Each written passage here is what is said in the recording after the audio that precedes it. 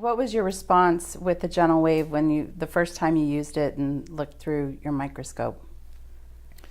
Well, when we're disinfecting a root canal system and we are constantly changing over our irrigants, and let's make it as simple as using sodium hypochlorite, we're looking inside these systems, and with a good microscope you can look inside and see how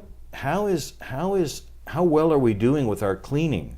How well are we doing with the debriding? Is the isthmus getting clean? Is the fins getting clean on a lower molar and the fins that are going buccal and lingual? How are we doing with that? We certainly want to practice minimally invasive endodontics and conserve as much tooth structure and dentin as possible, so we don't want to, quote, hog out the tooth and hog out the system and predispose it to radicular fracture. But what we do want to do is we want to make sure that all of those fins and lateral canals and all of the things that are inside that system are really cleaned out. When we use gentle wave and we get an opportunity to look in the tooth afterwards with a scope, we see, whoa, that all of those fins and things are cleaned out as far as we can see. But we know, and if we understand how the technology works, we also know that that apical third is as cleaned out as anything we've witnessed in the past.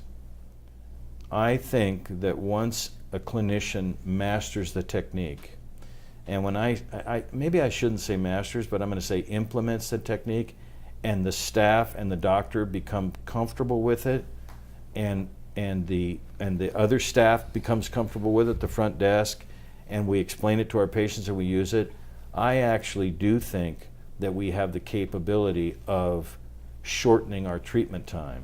The actual gentle wave procedure itself takes about 8 minutes once we have it implemented and placed on the tooth. Mm-hmm. So our disinfection and our debridement part of root canal therapy is about 8 minutes. In the past, I've spent all of that time and more between my passive irrigation and my active irrigation with, say, the endoactivator. I would spend, because people have timed me, how much time I'm actually spending perhaps using, say, the endoactivator. I would spend all of that time and more, and sometimes several times during a given procedure. So if we could do all of those things inside of 8 minutes, would we save time? Yes. And would we be more effective? In my opinion, yes. And really more important for the latter, to be more effective for your patients, right? And I mean, it's all about the patient treatment and care. It's about outcomes. It's about improving our outcomes and long-term success. I think that we're going to find that to be true.